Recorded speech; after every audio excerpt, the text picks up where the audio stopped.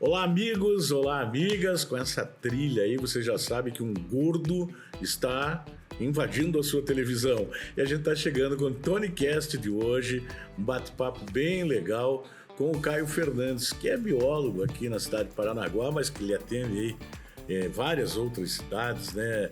Caio, que já participou várias vezes do meu outro programa lá, o Voz do Litoral, sempre com orientações importantes. Seja muito bem-vindo aqui, meu querido, e vamos esmiuçar um pouco essa tua profissão. Vamos sim. Queria agradecer, né, pelo convite, pela oportunidade, e vamos falar um pouquinho de meio ambiente aqui em Paranaguá, no litoral, que é uma área aí bem importante, né, para o pessoal poder se sensibilizar e, quem sabe, aí começar a preservar e conservar de uma maneira diferente, né? Com um olhar diferente. Exatamente. A biologia, ela é bem abrangente, né? Porque tem pessoas que acham que só atua numa área ali, mas tem a educação, se tem a conscientização.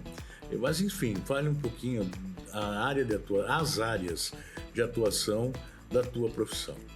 Bom, primeiro, né, acho que para fazer biologia a pessoa tem que gostar muito mesmo da área de meio ambiente. Certo. Né, tem que achar Eu, quando fui fazer minha faculdade de biologia, achei que ia fugir da matemática. E, na verdade, dentro do curso de biologia existem matérias que abrangem também bastante matemática, né, estatística, Sim. bioestatística, enfim.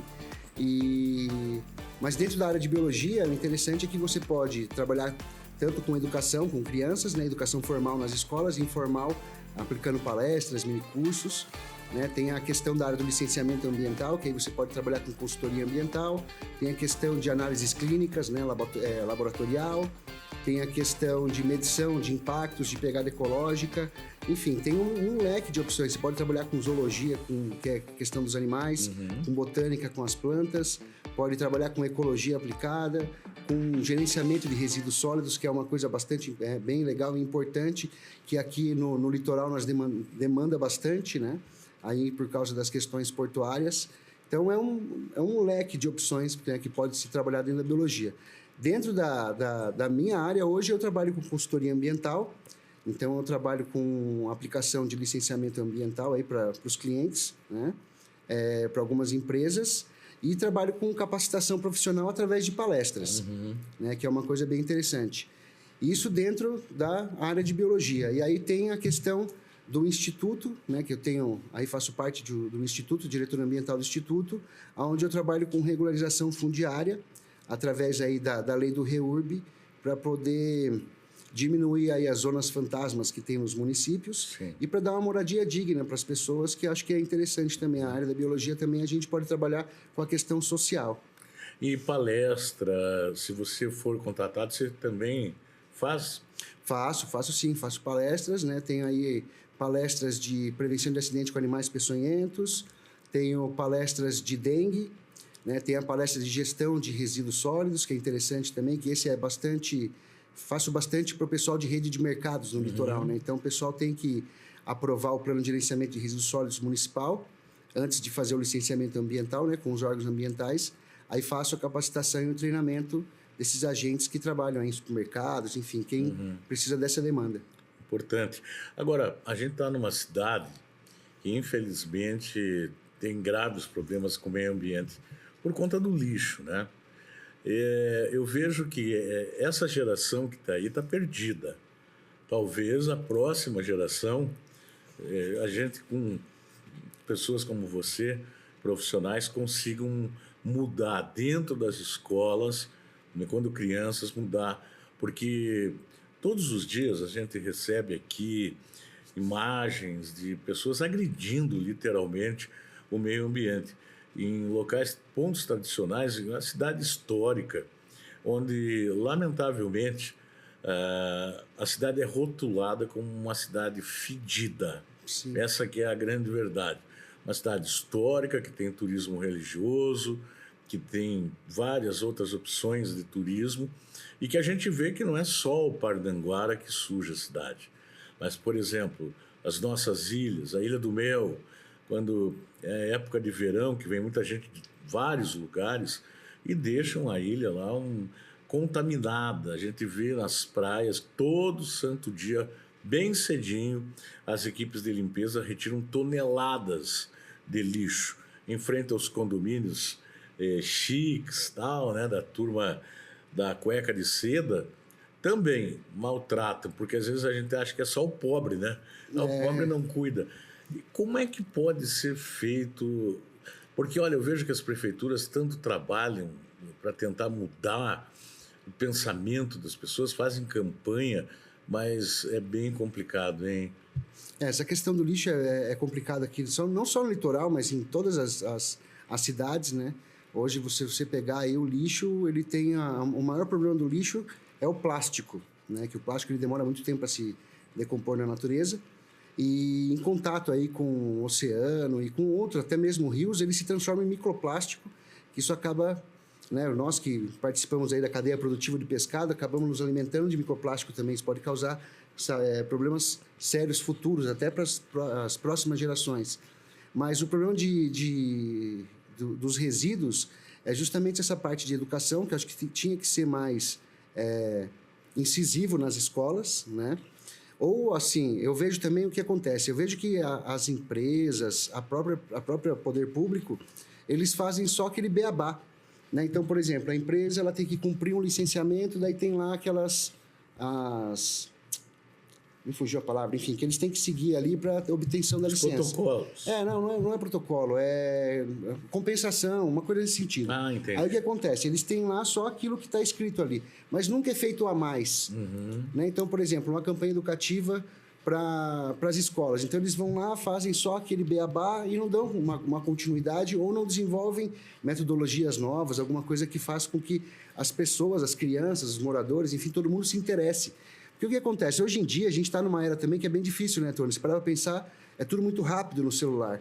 Então, é meio maçante também você fazer uma campanha que vá na escola e fica lá sei lá, até mesmo eu chegar lá na escola para dar uma palestra, se não for uma coisa dinâmica, interativa, rápida, já dispersa a atenção das pessoas, né? Então, hoje tudo é muito fácil no celular, é muito rápido. Então, tinha que fazer alguma coisa nesse sentido que faça com que as pessoas criem interesse também, né? Eu acho assim, muita gente fala de conscientização ambiental, mas acho que consciência é difícil porque cada um tem a sua. Por exemplo, eu conheço pessoas que acham que é normal jogar uma latinha no chão, porque na consciência deles está tranquila, porque vai vir algum catador pegar depois para vender. Eu acho que não, a gente tem que trabalhar com o meio ambiente, é questão de sensibilização. Se sensibilizar com a pessoa, falar, olha, com a pessoa, com o ambiente, enfim, né? Para poder falar assim, olha, mas espera aí, cada ação tem uma reação. Se eu jogar isso aqui, e se ninguém pegar, o que vai acontecer? Né?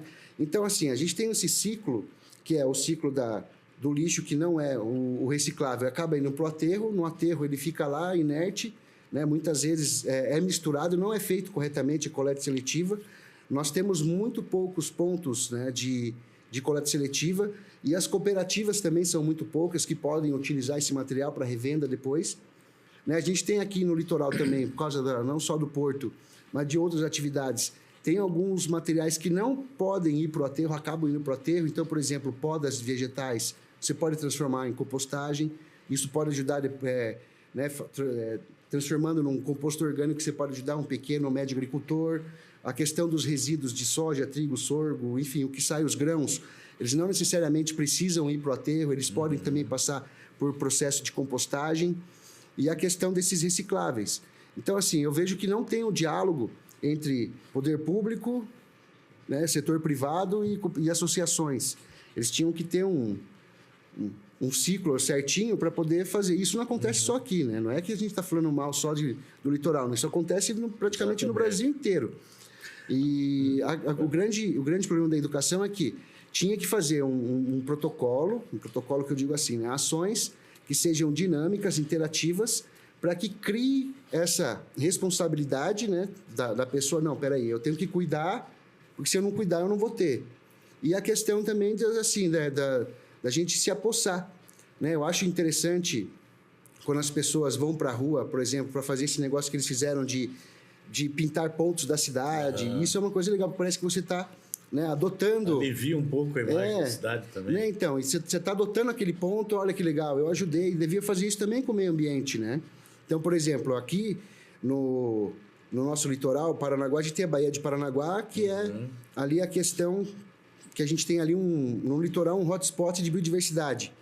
Então, a gente tem aqui muitos animais, que são animais muitos ameaçados de extinção, e alguns milhares são endêmicos, né, que só tem aqui. Então, por exemplo, a papagaio da cara roxa só tem no litoral do Paraná, não tem mais em nenhum outro lugar. Enfim, dando um exemplo simples, né? Certo. Aí tem a questão do manguezal, que é a área de APP. Então, assim, o pessoal não tem ideia da importância do manguezal. Acho que o manguezal é só um negócio que é sujo, fedido, que não tem importância nenhuma. Mas o manguezal hoje ele é importantíssimo porque as espécies de animais marinhos eles vão até essa água estuarina de mangue para se reproduzir. Então, as comunidades tradicionais, que a gente fala que são os pescadores, os indígenas, né? E os quilombolas, eles têm essa consciência que foi adquirida muito tempo atrás, que eles sabem que eles dependem daquilo para sobreviver, e se eles não cuidarem, eles não vão ter. Então, eles têm um cuidado diferenciado com a natureza, que eu acho que o pessoal de hoje em dia também deveria ter essa sensibilização, né? De falar, olha, eu cuido aqui porque eu dependo daqui, para sobreviver, para morar, enfim. Então, tinha que ter esse pertencimento, né? Do local. Eu acho que tinha que começar por aí. Isso aqui é uma entrevista-aula, ao mesmo tempo, né? Que a gente vai aprendendo. Algumas situações. Eu digo o seguinte também, eu já ouvi autoridades do setor falando o seguinte, que o grande problema mundial, e está aí já, é a água e o lixo. A água potável e o lixo em excesso. Existem algumas alternativas que eu acabei falando aqui, que é a multa, que é identificar a pessoa, que é talvez escrachar a pessoa hoje na mídia social e tal, para ver se a pessoa se toca, tem vergonha de alguma coisa e mexe no bolso, porque, como eu disse, eu acho que essa geração está perdida aí, né? Eles têm a maior cara de pau de jogar lixo e a gente vê que eles não estão preocupados com o meio ambiente, porque eles, todos que sujam, poluem o meio ambiente, também serão vítimas futuramente aí de problemas que a gente vai, consequentemente, enfrentar. Eu vejo todo dia nós temos problemas com o excesso de lixo. Por exemplo, a coleta de lixo aqui em Paranaguá, talvez ela pudesse até ser melhor, mas ela é satisfatória, eu acho, né? Por exemplo, no bairro que eu moro, passa 3 dias por semana regularmente. Passa o caminhão de lixo, um vizinho cá, outro lá, já vai lá na frente e joga lixo, né? Em alguns bairros, a gente já fez reportagem aqui na TV, que tem as caçambas, é inacreditável. A pessoa chega ao lado da caçamba e joga o lixo no chão. É a caçamba vazia. Então, eu vejo, esses dias eu vi um prefeito de uma cidade que ele adotou lá um sistema bem legal para lixo, pois as pessoas vão e jogam do lado. Então, é um problema... Meio preguiça, parece que a pessoa tem, né? Eu não sei, mas a gente fica abismado com tudo isso. Eu vejo que não tem muita solução, por isso que eu repito, essa geração, mas quem sabe trazer uma nova geração. Porque as pessoas, quando se fala em água, muita gente aposta, mas nós temos o aquífero Guarani, que é o maior do mundo, que está aqui embaixo. Não é bem assim também, né? A questão da água potável. Então, antigamente tinha lá o Sugismundo, você não é dessa época. Em Curitiba foi lançada uma campanha contra lixo, e quem jogava lixo era chamado de Sugismundo, né? E já fizeram um bonequinho que deu muito certo aquilo. Então, cada um que jogava lixo tinha até vergonha, ô Sugismundo. Mas, enfim, diante de tudo isso, o que você, como profissional da área, imagina para solucionar, se é que tem uma solução? A questão do aquífero Guarani, a gente viaja um pouco nessa história e falar que não, que a água nunca vai acabar, que é um bem, enfim, mas a água é um bem finito, em algum momento ela vai acabar, né? E a gente tem um problema muito sério também, que acontece. Se você pegar aí a região do aquífero Guarani, ela pega aí o estado de São Paulo, pega um pouquinho do Paraná, pega ali Mato Grosso, né? E aí o que acontece? Se nós pegarmos aí e começarmos a trabalhar com o uso excessivo de agrotóxico, que vai direto para o solo, com aterros, né, que na verdade seriam lixões, onde não tem ali o controle desses chorumes, desse material impactante, isso o solo absorve, e aí, de certa forma, em algum momento, isso vai acabar caindo, né, no aquífero Guarani. Então, a gente não está cuidando do aquífero guaranino como a gente deveria cuidar, né? Então, acho que assim, a água ela é um bem finito. Hoje em dia é interessante ressaltar, né? Hoje nós não pagamos a água, nós pagamos o tratamento da água. Mesmo. Então, o dia que nós começarmos a pensar que nós teremos que pagar a água, vai ficar bem mais caro do que a conta que é paga hoje, né? Então, a questão da água é um problema, um saneamento básico, né? Não só aqui no litoral, mas no Brasil é um problema muito sério. Eu fico imaginando que nós estamos aí no século XXI e ainda tem pessoas que não têm acesso a saneamento básico, que é água tratada e esgoto tratado, né? Então, é muito difícil, mesmo o Brasil sendo um país onde nós temos uma quantidade absurda de água, né? Tanto salgada como água doce muito mais, né? Mas tem que se preocupar com a questão da água, sim. Todo dia a gente vê na televisão campanhas, né, de consumo, de como consumir a água. Então, vai escovar o dente, fecha a torneira, enfim. Mas isso são coisas, acho que, irrisórias, né? Perto do que realmente devia ser feito com a questão, né? Então, seria interessante proteger as áreas de nascentes, que são áreas de preservação permanente. Hoje em dia, é permitido que, por lei, né, dependendo do estado, você pode pegar, por exemplo, comprar uma área onde tem uma nascente e transformar aquilo numa mina d'água e comercializar água. Sim. Né? Então, proteger as matas ciliares, que eu acho que é importante, né? As matas ciliares também como área de preservação também auxiliam aí um pouco nessa questão de não cair a água e fazer o tratamento correto. A gente pode pegar o exemplo aqui de Paranaguá do Rio do Chumbo. O Rio do Chumbo ali, próximo à área que vai para a Bahia, ele é totalmente contaminado. E aí a gente não sabe, ou até sabe de onde vem a contaminação, né? Mas, enfim. Então, tinham que fazer, por exemplo, campanhas que, assim, não é porque está um rio canalizado que ele deixou de existir, né? Então, ali embaixo. Só está ali embaixo e outra, ele está indo para a Bahia e a gente tem que lembrar que a gente tem ali próximo aqui, as ilhas, tem bastante comunidades de pesca que ainda tem como sustento a pesca nessa região. Então, contaminar essa baía também não é interessante, né? Claro. Pelos animais e pela cadeia produtiva do pescado, das pessoas que dependem disso daí. Então, a questão da água é um problema, não só aqui também, como no Brasil inteiro, mas eu acho que a gente tinha que parar para pensar que, como o brasileiro só pensa quando dói no bolso, então acho que o recado fica assim, né? Nós pagamos o tratamento da água. A partir do momento que a gente começar a pagar pela água, aí vai ficar bem mais caro. Aí, imagina, não é todo mundo que vai ter acesso à água, que é uma coisa que o brasileiro desperdiça aí, lavando calçada, fazendo um monte de coisa que não tem muita necessidade, né? A gente tem, de um lado, pessoas que economizam a água, né? Em Santa Catarina, no Rio Grande do Sul, aqui no interior do Paraná, o reaproveitamento da água da chuva para lavar calçadas, lavar o carro, né?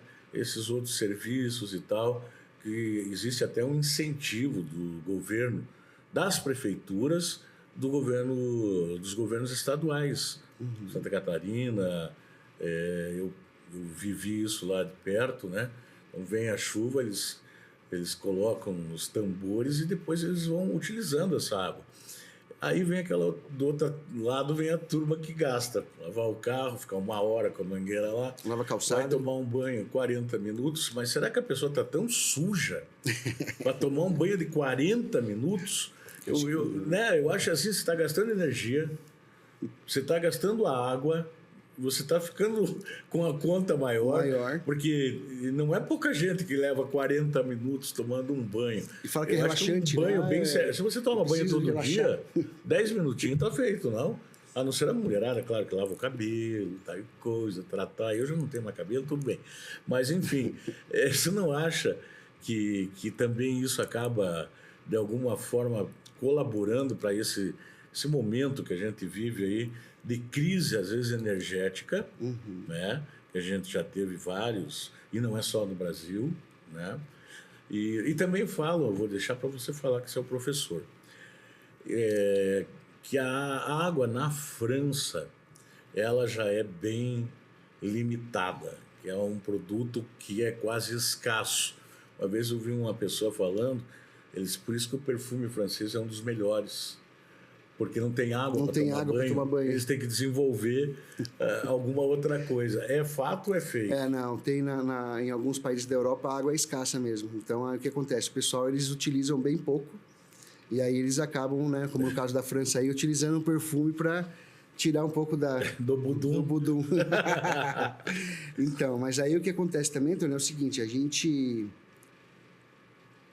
gente pensa nessa questão da água, só nessa questão, mas, por exemplo, toda vez que tem apagões, né, que essa questão de de hidrelétricas, né, então, não foi só aqui, né, no Brasil, como agora teve na Europa também, essas questões de apagão é geralmente, né, por estar dependente de um tipo só de energia, que é uma coisa que a gente poderia, aqui no Brasil, né, a gente é dependente de energia de hidrelétrica, né, então acho que seria interessante a gente trocar um pouco, começar a pesquisar mais esse esquema de energia limpa, né, que é energia solar, em algumas regiões, aqui não é o caso, que aqui a gente tem pouca questão de vento, né, mas pegar em locais onde tem eólico... desenvolve projetos importantes nesse sentido, né? Isso, né? Fazer aí transição energética alternativa, né? Então, energia solar, energia eólica, para poder não ficar dependente somente desse tipo de energia que já é bem antigo, né? Se parar para pensar, essa parte elétrica já é bem antiga. Eu vou te pedir licença para a gente ir para o intervalo. Na volta, ainda vamos ficar um pouquinho na água aí. Eu queria que você fizesse um comentário sobre a questão da água mineral. Até que ponto é confiável a água mineral se comparada com a água de torneira, que tem gente que não toma água de torneira, mas de jeito nenhum. Não aqui só de Paranaguá, de lugar nenhum. Né? Se essa água tem um tratamento, que eu acho interessante esse assunto aí, aproveitar que você está nos visitando hoje. Vamos. Depois a gente navega para outros mares aí. Vamos, tamo junto. Então a gente vai para o intervalo comercial, não saia daí, Tonicast já volta.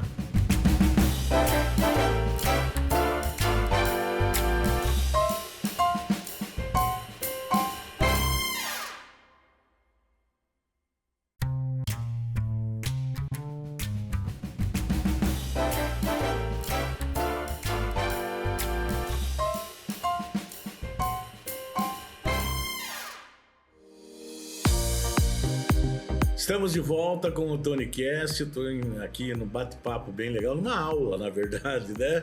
Com o Caio Fernandes, uma pessoa pós-graduada, inteligentíssima, que desenvolve vários projetos, que ainda vai contar para nós do livro. Vamos falar sobre animais peçonhentos. Aí, ó. É muita coisa ainda, né? Para conversar. Mas ali na saída do intervalo, eu te perguntei sobre água mineral. E tem água mineral de vários preços, por marca. Então, existe mesmo uma diferença de qualidade? A água mineral, até que ponto ela é confiável? Não, a água mineral, essa engarrafada, que é industrializada, que nós falamos, ela segue um parâmetro, né? Esse parâmetro aí é seguido pela Anvisa, enfim. Então, essa é confiável. Aí o que acontece? Você me perguntou de água tratada. A água tratada também, né? Águas de concessionária também seguem ali parâmetros de tratamento. Aí é feito todo esse tratamento através aí de produtos químicos, né? Então, geralmente é utilizado alguns tipos de produto que servem para fazer a decantação da sujeira que tem na água ali. Alguns, né? Para poder tirar ali a questão de coliformes fecais, enfim. Mas a água também, ela recebe flúor, né? A água tratada, ela tem ali um pouco de flúor.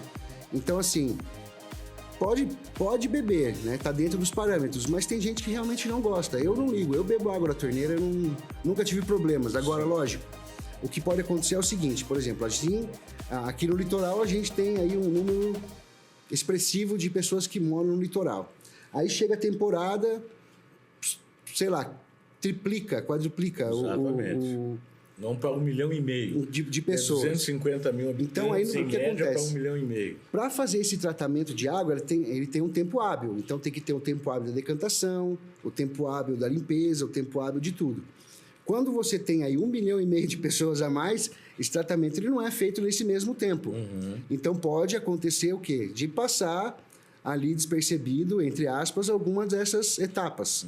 Né? Então, na temporada, eu não bebo água, não. Bebo água quando está normal. Né? Então, no dia a dia, normal. Agora, em temporada, quando tem muita gente, eu acho que não é o tratamento, ele não chega a ser adequado no seu total, né? Então, é feito em partes Então, acho que não é interessante. Inclusive, por causa disso que esse ano, essa temporada, não só aqui, né, mas também no litoral de São Paulo, em outros litorais, teve o problema de virose. Teve. Aqui tivemos forte, inclusive. Então, né? Devido a esse tratamento. E outra também, né?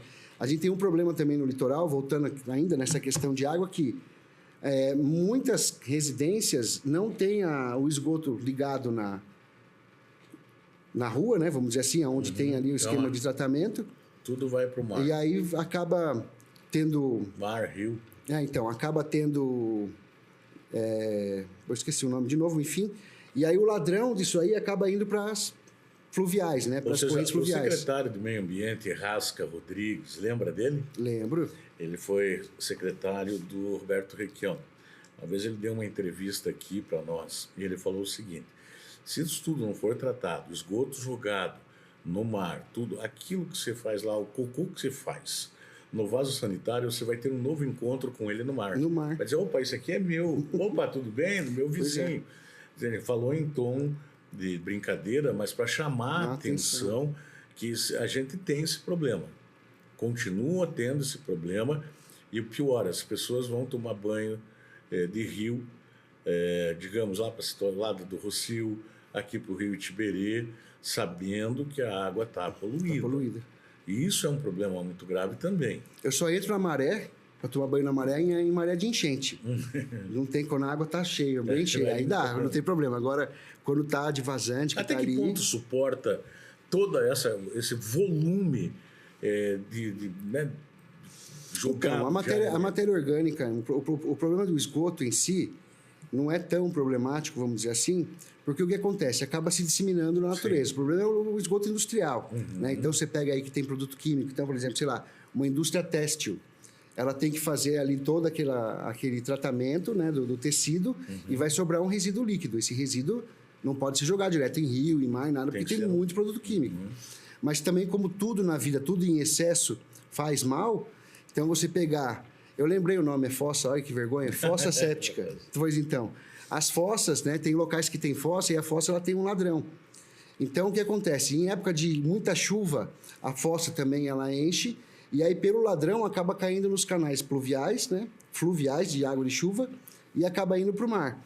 Então, isso faz com que, como o esgoto tem ali uma fermentação muito grande, vamos dizer assim, fermentação, para que todo mundo entenda, tem a fermentação ali, acaba proliferando muitas bactérias, né, muita matéria, né, muitas bactérias e outros organismos que são nocivos, e isso acaba transformando em virose, enfim. Mas tinha que fazer existe já, né, na verdade, um projeto para que todo o litoral tenha aí o saneamento. Inclusive, as prefeituras estão bem engajadas nesse sentido, né? Não só Paranaguá, que Paranaguá, eu acho que pelo menos 95% do esgoto já é tratado em Paranaguá. Agora, pegar aí Pontal, Matinhos, que tem bastante balneabilidade, né? Que eles fazem ali aquele estudo de balneabilidade. Isso. Tem épocas do ano que não tem como você entrar no mar. Nós temos uma região aqui que está bem prejudicada, que é a Ponta da Pita, né? Ponta da Pita. Eu vejo que está sempre sendo reprovada nos exames que são feitos lá de balneabilidade. Mas acho que ali é mais a questão mais a questão de portuária, não é? Pode ser mais também. Portuária, não é mais a questão, porque ali não tem tanta residência que possa acarretar. Ali acho que é já mais questão de portuária, ou não só, né, colocando a questão do porto, mas também de quem leva para lá, né, que acaba tendo aí um impacto gigante. Você acha, então, que um excesso de fezes sendo jogada no rio, ela não prejudica a qualidade? Ela vai se desfazendo aos poucos? Não é, demora. Não, isso demora. Porque o que acontece? O tratamento de esgoto, ele nada mais é do que você pega aí o esgoto in natura e você joga ele num tanque. Esse tanque vai ter um monte de bactéria anaeróbica, que não precisa de oxigênio. A anaeróbica vai se alimentar das que precisam de oxigênio. Então, elas vão ficar se degladiando ali e aí elas vão se destruir. Aí passa por uma outra lagoa, que é de decantação, aí já começa a aerar. Tem os aeradores que já fazem com que a água já consiga ter mais um pouco de taxa de oxigênio. Aí vai passando por essas lagoas até voltar. Então, o tratamento ele é demorado. E você jogar o esgoto in natura ali, ele demora bastante tempo, meses, até anos. Então não é assim uma coisa muito rápida, demanda bastante tempo. Certo. Uma outra coisa que a gente já viveu aqui também em Paranaguá é a mortandade de peixes, lembra? Lembro. Isso, o que causa isso? Qual é o problema? Especificamente quando algum produto é jogado na água, sem fiscalização, ou é por outros motivos? Não, tem vários motivos, Pode ser a taxa de oxigenação na água, né? Então, o que acontece? Tem alguns locais onde não tem uma movimentação muito grande, né? Porque precisa ter a movimentação para criar oxigênio. Aí tem alguns organismos, né, que a gente chama de cianobactérias. A cianobactéria em contato com matéria orgânica, pode ser esgoto ou não, pode ser, por exemplo, um acúmulo muito grande de vegetação, capim, ela se transforma muito rápido. Então fica sempre aquela parte verde em cima da água, aquilo lá é cianobactéria. Aquilo impede também a oxigenação. Então, muitas vezes é por falta de oxigênio, que o peixe não... É difícil morrer peixe, é por falta de oxigênio ou por contaminação de produto químico mesmo. Mas é muito difícil acontecer aqui no litoral isso, né? Isso acontece mais em região de represa, assim, mas geralmente é por taxa de oxigênio na água, falta de oxigênio na água. Você, como biólogo, quais são os principais problemas que você identifica no meio ambiente causado pelo ser humano? Eu acho que aqui no litoral a gente tem uma ocupação desenfreada, né, de áreas aí de preservação permanente, que são manguezais e outras ilhas também, né? Então, por exemplo, você pega ilhas que há uns 10, 15 anos, que eu cheguei aqui faz 15 anos. 15 anos você ia, por exemplo, para a Ilha das Peças, para qualquer outro lugar, não tinha a quantidade de residências, inclusive residências luxuosas, que tem hoje. Então, isso é uma ocupação desordenada também, né? A questão de manguezal, né? Então, você pega ocupações na área de mangue, ocupações ali, tem a figueira ali que o pessoal vai devastando, vai invadindo. Isso agride bastante, porque o que acontece? Não tem um planejamento do órgão público para poder receber essa quantidade de gente, essa questão até mesmo de infraestrutura, de, sei lá, uma pessoa... Paranaguá não tinha pessoas naquele local. Aí, de repente, começa a morar 20 mil pessoas ali. Aí, o que acontece? Não foi feito um estudo para receber essas pessoas no... Que é um caso, por exemplo, a região sul da cidade. Sim. Que simplesmente, do nada, cresceu. Explodiu, né? E aí não tem posto de saúde, não tem escola. Então, o que acontece? Isso cria um certo problema. Que quando a gente fala de meio ambiente, não é só a questão da árvore, da natureza. A gente fala do meio ambiente, a gente inclui as cidades, né, nisso também. Né? A mobilidade urbana faz parte do meio ambiente, a questão de bem-estar faz parte do meio ambiente. Então, que é uma coisa bem importante. Então, assim, eu acho que a ocupação desordenada é um problema muito grande. A questão de degradar o ambiente mesmo. Então, por exemplo, o cara morar no mangue, ele vai ter que aterrar o mangue. Então, ele vai aterrar o mangue e isso vai causar... Aqui nós temos também, né? Vai causar bastante problema. Né? O cara vai mexer na ilha lá, ele vai acabar impactando a ilha também. Então, por exemplo, até mesmo algumas atividades portuárias, né? Então, por exemplo, a gente sabe que os animais aquáticos, os mamíferos aquáticos, eles têm aí uma percepção, né, através de sonar, enfim. Agora eu fico pensando, não é muito difícil. Um dia, quando você for na praia, ali perto da travessia da Ilha do Mel, ali, onde fica passando o navio e os barcos que vão para a Ilha do Mel, se você ficar ali 20 segundos com a cabeça debaixo da água, você escuta 1 milhão de tipos de motores diferentes. Eu acho que isso agride o meio ambiente também para os animais que moram ali, né, que vivem ali ao entorno. A gente tem um problema muito sério com pesca industrial também, né, que a pesca industrial acaba ocasionando grandes impactos, então o pessoal acaba esquecendo rede, isso aí vira rede fantasma, que a gente fala, né? Pesca fantasma, que acaba pegando o peixe desprevenido ali, não tem como sair, que a rede ficou presa, né? Então, assim, tem vários impactos que a gente tem que parar para pensar para poder organizar. E o impacto mesmo do que acontece. Geralmente a gente não pensa, né? Mas a gente, como cidade crescendo desordenadamente, alguns animais que viviam na natureza, eles vão precisar de algum local para poder se alimentar, para poder se reproduzir, para poder morar, porque a gente invadiu o espaço deles.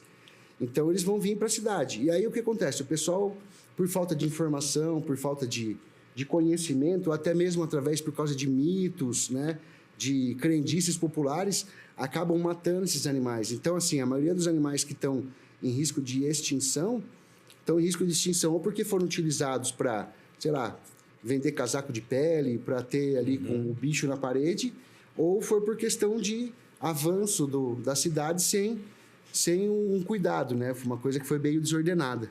Você falou em barulho de motor e tal, e aí me veio uma situação aqui que eu pelo menos nunca tinha imaginado. A gente tem coisas que você não imagina. Por exemplo, a limpeza dos banheiros dos navios.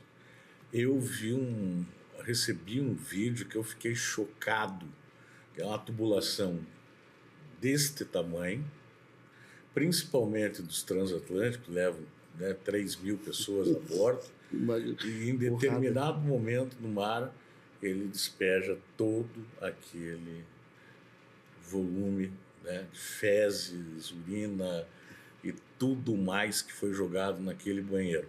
E aquele cano desse tamanho, ele não para.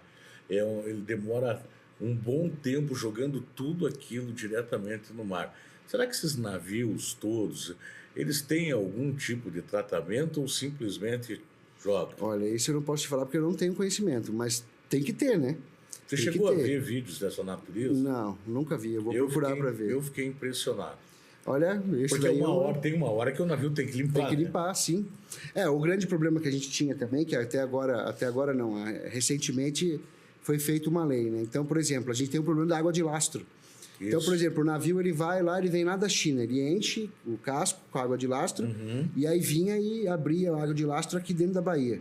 Então, imagine a quantidade de espécies invasoras que vinha para cá. Então, foi delimitado aí uma área, então acho que não lembro se é 5, eu não lembro quantas milhas são para fora, né? Que ele tem que deixar a água lá para poder entrar para cá. Senão, o que acontece? Qual que é o problema de espécie invasora? Se adapta muito mais fácil ao meio ambiente, e aí aumenta a competição desses animais, e quem é o invasor que se adaptou melhor acaba com a espécie que é daqui, né? Então, a gente tem aí, por exemplo, tem um mexilhão, não é mexilhão, na verdade, é um mexilhão mesmo, dourado, que foi introduzido aqui, que apareceu lá em Itaipu. Então, imagine o poder de adaptabilidade desses bichos. Então, tem aquele caramujo africano, também tem espalhado no Brasil inteiro. Tem um monte de espécies, tem o peixe-leão, né? Que o peixe-leão também, agora o pessoal começou a descobrir que está aí em todos os lugares aqui da costa, que também é um problema. Então, essa questão de de água de lastro, de espécies invasoras, também é um impacto gigante que pode causar no meio ambiente, que traz pela globalização, não é tão boa, entre aspas, né? Ela é boa para a questão financeira, econômica, mas para essa questão de você não cuidar dos impactos ambientais é bem complicado. Tá bom. Seguinte, pensa num café quente. Meu Deus, tô queimando a boca. Aí, ó. Saúde, Tony. Vamos brindar? Saúde. Aí, ó. TonyCast. Nós vamos para o intervalo comercial e sabe que eu fiz um negócio que não pode ser feito? O quê? Levanta lá. Eu aprendi isso. Quando você dá saúde para alguém, você tem que beber. Pode pôr na mesa. Você tem que beber. É educação. É uma delícia esse café. Eu faço uma. Deixa eu fazer com você. Que a gente faz em bar. É saúde, alegria. Também. Saúde, alegria, sacanagem todo dia. Aí, ó, pronto. Aí, ó. Bom, nós vamos para o intervalo comercial, mais um, é o último do programa de hoje.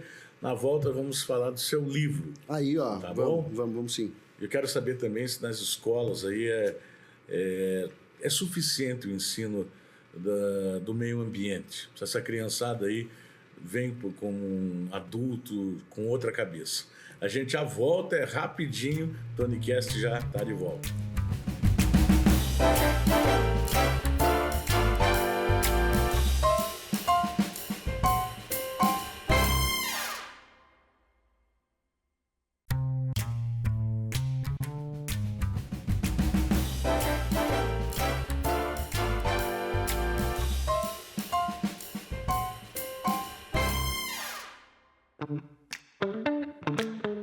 Muito Muito bem, estamos de volta com o Tony Cast, conversando hoje com o biólogo Caio Fernandes, batendo um papo nesse último bloco.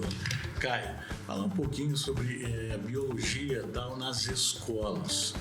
Esse material todo é satisfatório? É aquilo que a criançada e adolescente precisa aprender mesmo? Eu acho que hoje o ensino na área ambiental está um pouco defasado, né? A gente pega aí esses livros e os livros eles acabam mostrando realidades que não são aqui muito da nossa região, né? Então tem lá, em vez de falar do aquífero Guarani, acaba falando do alter do chão, enfim, e questões, né, voltadas para a nossa riqueza aqui do litoral. Acho que tinha que ter aí um envolvimento maior nessas questões de educação com a realidade do local, né? Então acaba mostrando sempre a mesma coisa, reciclagem, não desperdiciar água, mas tem que ser uma coisa mais lúdica, mais interativa, que chame a atenção, né, das crianças e aí dos adolescentes, que a gente está numa era digital onde tudo é muito rápido. Então continuar com essa linguagem de escola normal, né, convencional, acho que tinha que dar uma melhorada nesse sentido. Recentemente aqui em Paranaguá, uma cobra apareceu numa área de atividade física, né? Aqui em Paranaguá. E não era uma cobra venenosa, se não me engano, era até uma cobra d'água, que meio verde e tal, né?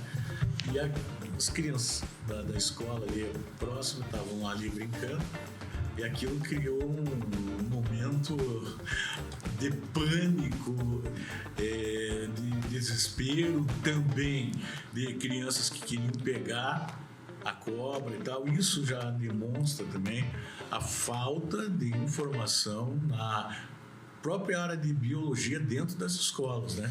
Isso, acho que faz pouco tempo, né, que a educação ambiental entrou aí no currículo escolar, e tinha que ter essas informações voltadas também para tipos de animais que podem causar problemas para nós seres humanos, tanto os de interesse médico como os que se tornaram pragas humanas devido aos impactos ambientais que nós causamos nas cidades, né?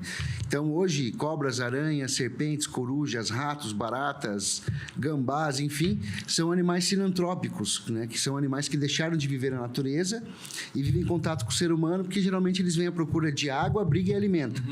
Então tinha que ter essa questão das pessoas poderem conhecer esses animais, né, e não ter aí a curiosidade de mexer. Lógico que tem que ter a curiosidade de saber o que é, mas não de mexer para não ter qualquer tipo de problema, né? Então, por exemplo, no caso dessa cobra, essa serpente, se realmente for uma serpente que não é peçonhenta, ainda não tem tanto problema, mas atiçar a curiosidade de crianças, né, para mexer com animais que podem causar problema de saúde é complicado, e tem que ter esse tipo de informação nas escolas, sim.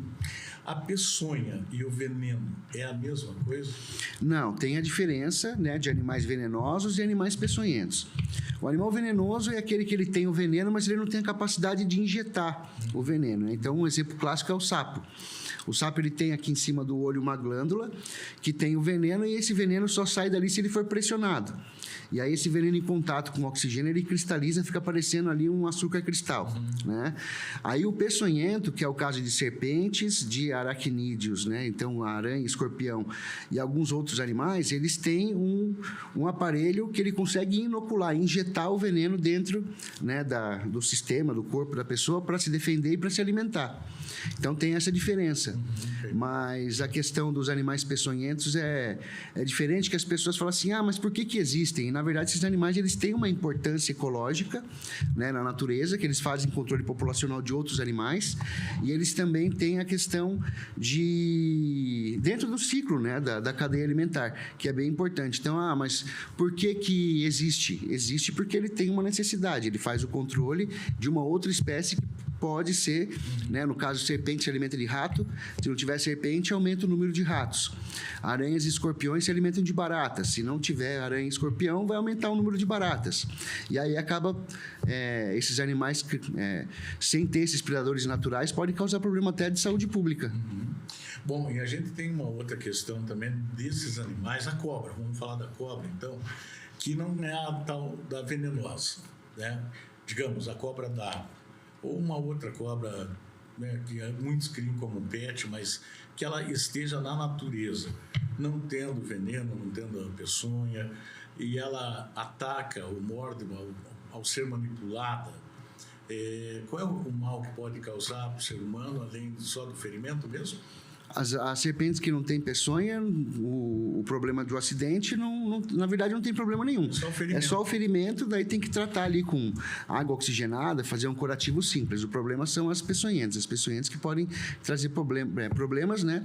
Principalmente para crianças menores de 7 anos e idosos acima de 60. As crianças menores de 7 anos, porque não têm o sistema imunológico ainda formado, e os idosos é que têm o sistema imunológico já defasado. Então, e as pessoas que têm comorbidades, né? Então, quem tem aí problema com picada de outros insetos, ou tem problemas de asma, bronquite, problemas cardíacos, esses são diabetes, esses são pessoas que têm aí que nós chamamos de grupo de risco. É fato ou é fake que a cobra não ataca ninguém, ela só se defende? É fato. A serpente ela não sai do local onde ela está para sair né, mordendo ninguém. Nós temos um grande problema que nós temos muitas crendices populares, né? E uma das ideias da educação ambiental é a questão da desmistificação desses animais que causam medo. A serpente ela sofre um preconceito, né, devido aí a questões religiosas, que não vem ao caso, né, de se falar, mas questões de associar esses animais a demônios, enfim, né? Mas então ela tem esse preconceito. E aí a ideia da educação ambiental é desmistificar esses animais peçonhentos, né? Então a importância que eles têm. Inclusive, muitos medicamentos da indústria farmacêutica são retirados, né, da natureza, de animais peçonhentos. Então, por exemplo, tem aí a armadeira, tem a cascavel, tem a jararaca, que foi extraído do veneno substâncias que hoje são utilizadas na indústria farmacêutica. Por isso que é importante a informação. Isso Por isso mesmo. que é importante ter o livro. Isso, inclusive, eu vou te dar um exemplar do livro. Opa! Aí, ó. Esse aqui é um livro que eu lancei sobre a preservação e a prevenção de acidentes com animais peçonhentos, que acho que é importante, né? Como evitar acidentes e salvar vidas. Manu que tem unha ou coisa, entra aqui. Entra aqui para aparecer, para abrir esse negócio aqui. O Gilmar, okay, ele vai aparecer pela primeira vez no podcast. Olha só, sua vida mudou e hoje já aparece. Não só a mão, aparece lá. Abre aí. E aí, esse livro, como é que faz para adquirir? Então, o livro hoje ele é vendido em todas as plataformas digitais e livrarias virtuais. Então, tem Mercado Livre, um estante virtual, umlivro.com.br. Na próprio site da editora, da Livrobits, tem todos os locais aí o livro. E na Amazon tem também, na internet, então é fácil de achar e de adquiri-lo. Legal. E a ideia do livro, Tony, aproveitando, né, já para falar do livro, esse livro ele veio no momento oportuno. Ele tem várias fotos, né? Tem. Ele é bem didático, lúdico, foi escrito aí numa linguagem mais de fácil entendimento, que pode ser utilizado tanto para crianças, professores, como para agricultores. Vou fazer. E aí o grande lance do livro é que hoje o Brasil, de 2023 a 2025, nós tivemos aí um aumento de 342 mil acidentes com animais peçonhentos no Brasil. E aí a gente acendeu um alerta de 2023 a 2025. E aí esse livro veio nesse momento oportuno, que aqui no litoral nós começamos a ter um aumento também desses casos com acidente com animais peçonhentos. Inclusive, já fizemos reportagens aqui, né, falando disso.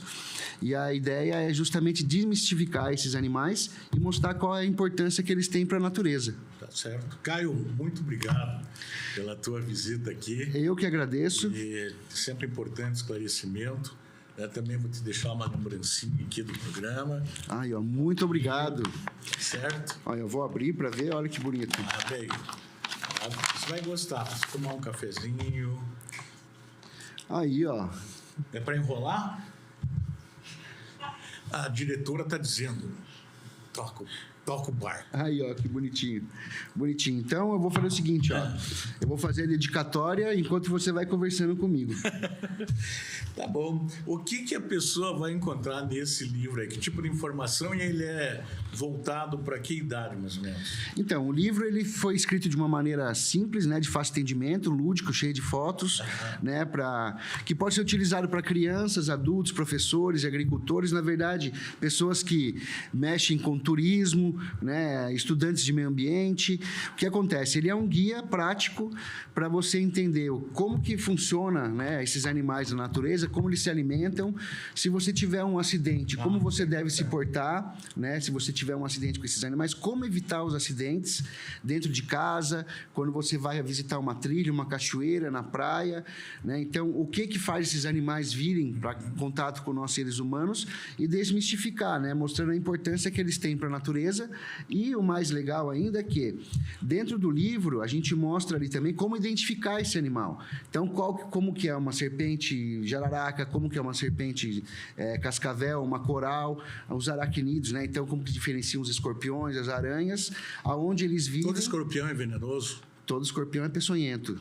Ele é peçonhento. Todo escorpião é peçonhento. Exatamente. Só que tem uns que têm o veneno ativo no ser humano e outros não. No caso dos títios, né, que são o escorpião amarelo, marrom, ele tem o veneno ativo no ser humano. Nós temos diversas espécies de escorpião no Brasil, mas apenas 5 ou 6, né, na verdade são 5, que têm o veneno ativo no ser humano, que são do gênero Titius, que é o Titius, o escorpião amarelo, marrom, o escorpião nordestino, aí tem o escorpião preto amazônico.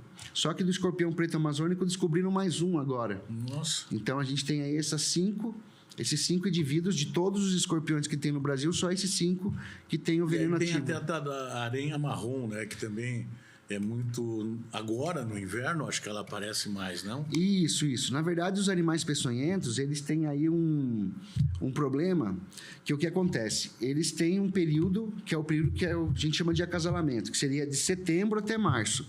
Mas com essas alterações climáticas, que hoje em dia a gente não tem mais aí as 4 estações do ano bem definidas, então o que acontece? Esses animais têm aparecido até mais ou menos maio, começo de junho. E, na verdade, o grande problema que a gente está tendo de acidentes que tem aumentado muito no Brasil, inclusive já começou a ter no litoral também, foi a questão do escorpião amarelo. O escorpião amarelo, ele não precisa de um parceiro para se reproduzir. Ele se reproduz de uma maneira que nós chamamos que é paternogênese, que é como se fosse a clonagem. Ele se autoclona, vamos dizer assim, para ficar mais simples, né? Então... Seria bom no humano, que daí não precisa pagar pensão, né? Pois então. No caso. E aí, o que acontece? Como a gente está tendo bastante essa questão de acúmulo de lixo, de resíduos, né, na cidade, isso faz com que aumente a questão dos alimentos desses animais, fazendo com que esses animais venham direto para perto de nós, seres humanos. Última pergunta, bem rapidinho. A indumentária, que tipo de roupa para quem vai fazer... Vai acampar, vai aqui para a Serra, muita gente vai aqui no Pico do Marumbi e tal, né?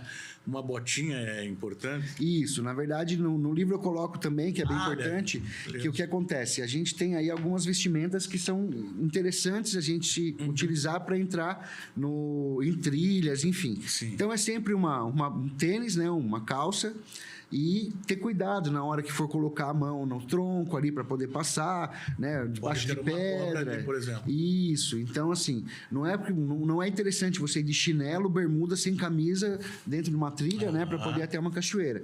Então, vai com uma vestimenta adequada, chegando próximo à cachoeira ou à praia, enfim, que você tenha que pegar essa trilha. Às vezes a galera tá com os amigos, querem dar uma de Tarzan, né? Anda só com uma tanga, um calção, vai no meio do mato. No meio do mato, não, e aí, interessante. de repente, você está próximo a um galho de árvore e pode ter uma cobra aqui também, inclusive, que pode se assustar. Sim. Dependendo do local da picada, é muito perigoso. Então, a ideia é desmistificar esses animais. Uma dedicatória? Não, vou fazer agora. Tá longa essa dedicatória. Bom, então, Caio, muito obrigado pela tua presença. Eu que agradeço. E querendo você nas escolas, é possível? É possível. Como que faz? É só entrar em contato comigo pelo meu telefone, né? Pelo WhatsApp. Você tá no livro. Mas tá no livro também. Tá no livro também. Mas aí, pode entrar no teu WhatsApp. Pode entrar no WhatsApp. Face, Instagram. Tem o Instagram, né? Tem o Instagram que é @biólogo_Caio. E tem o site que é o programa territorioanimal.com.br. Ali tem todas as informações e tem meus contatos também. Tá bom então, querido. Muito obrigado. Imagina, eu que agradeço. Muito obrigado, me coloco à disposição. E se precisarem de alguma coisa de meio ambiente, é só podem contar comigo. Tamo junto aí.